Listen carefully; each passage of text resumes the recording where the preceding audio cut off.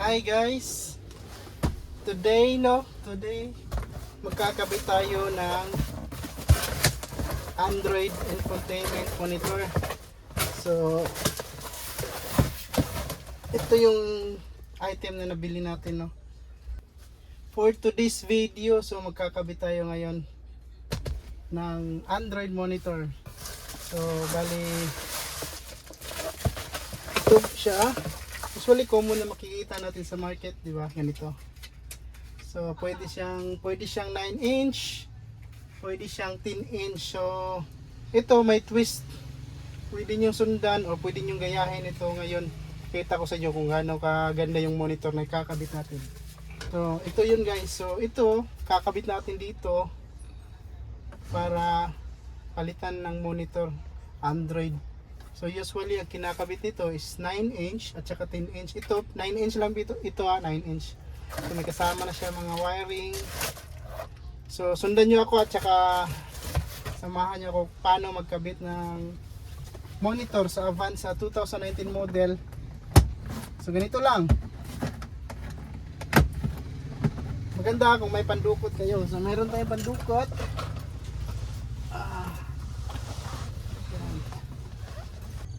Ito guys, pandukot. So kailangan meron tayo ganito para at least hindi mabasag yung frame na original. Although kahit hindi natin gamitin itong original, at least ma-preserve pa rin. Sayang naman mabasag. So ito, yan. Pag once natanggal na, tanggalin lang itong sa hazard. Ito yung frame. So pag once natanggal na yung frame, tanggalin dito, i-push lang dito para matanggal yung hazard. Kasi itong mga components nito, like itong pink, itong ventilation, tsaka dito sa taas, kakabit natin dun sa bagong frame. So sundan nyo lang ako para makita nyo kung paano i-install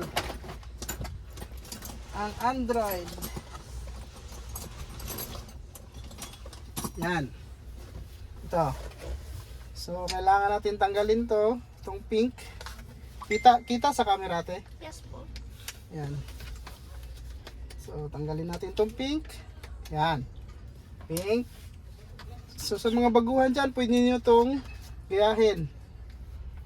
So kung may mga katanungan kayo, comment lang kayo sa comment section.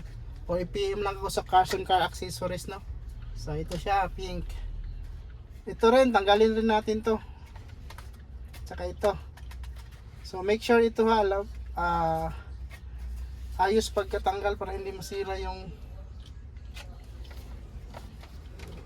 rubber. Yan. So ito. Yan. Make sure na hindi kayo mawawala sa pattern.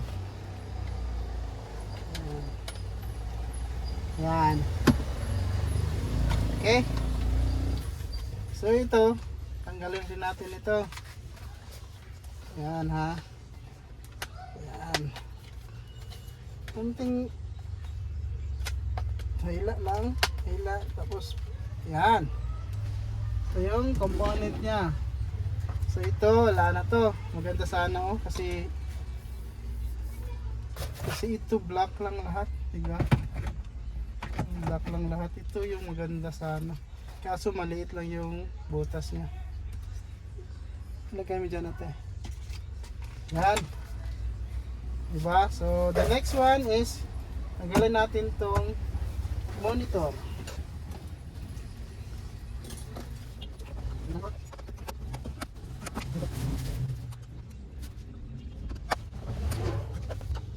Apat to na screw, apat.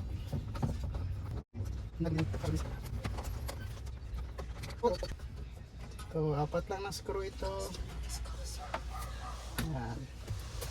Tanggalin natin. So, ito.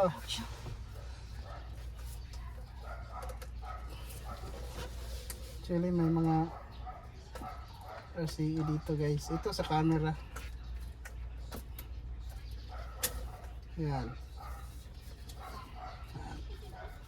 So pwede hindi nyo ito bunutin, tanggalin nyo lang yung original socket niya para at least magamit nyo pa yung monitor. Sayang naman. Yan.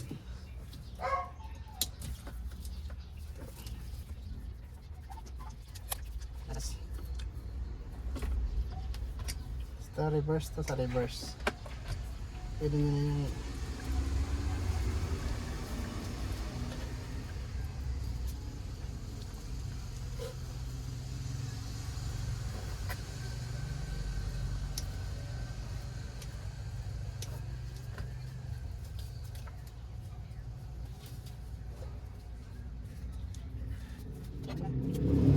so bali itong pink nga pala, kung makikita nyo, ito yung sa handbrake ha, sa handbrake.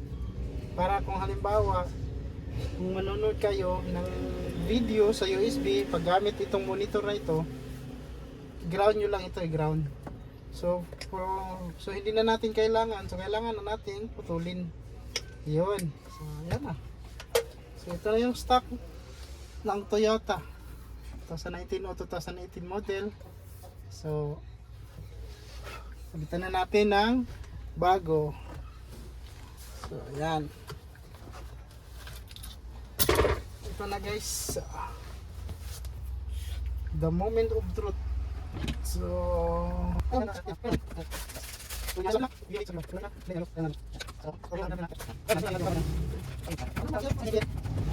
plano natin ngayon guys, 15 inches guys na monitor.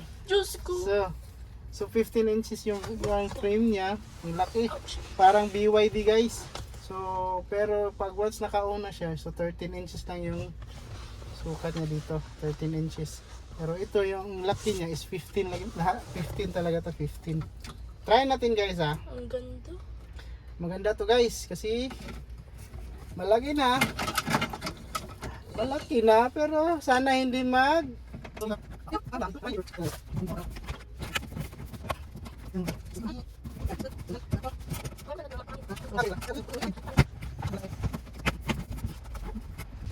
ito yung pinaka moment of truth guys. So 13 inches guys ha.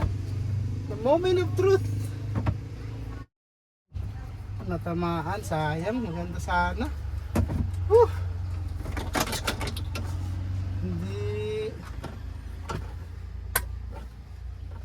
Hindi sumakto guys, kailangan ng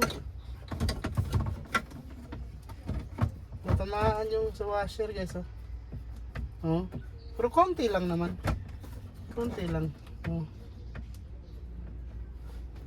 Try natin naman guys kung gaano kaganda guys sana.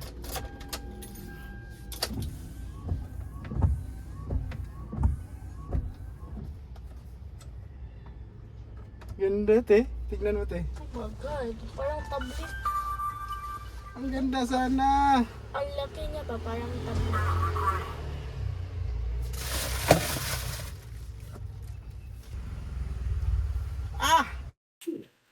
Ang ganda. BYD na BYD ang sukat. Ganda. No? Bakit? Tignan nyo guys oh. Ang ganda. Parang tablet talaga ako. Parang pang ganito. Sayang guys.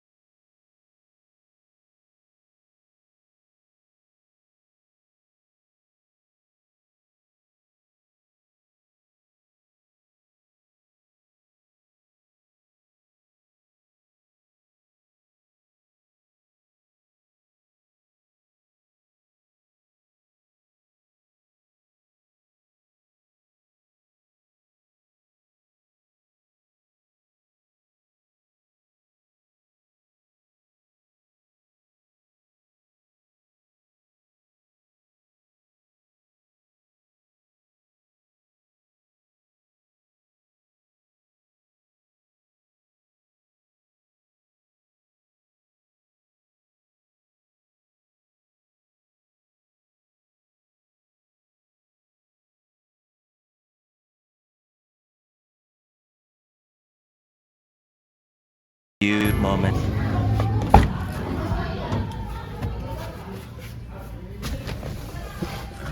Ito guys. Boom! BYD na BYD ang dating. Ito guys, andarin natin guys ha. Yun!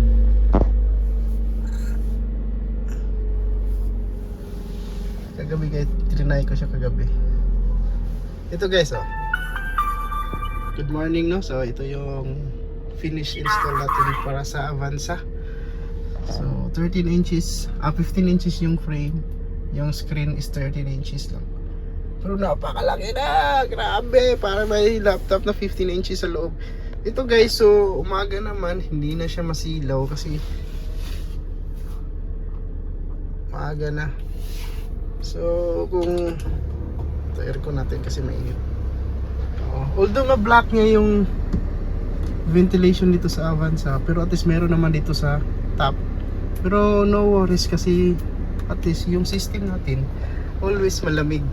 Hindi siya mag-overheat. At least hindi siya mag-lag kasi mainit ito kasi may ventilation na siya. Parang tumagilid ah. Yan. Tignan natin kung pantay ba. Okay, pantay. Pantay siya. Yun. Napakaganda guys. Napakaganda. Ang laki oh. Ano yung kamay ko? Ang laki. So ito yun guys ha. BYD na BYD ang dating.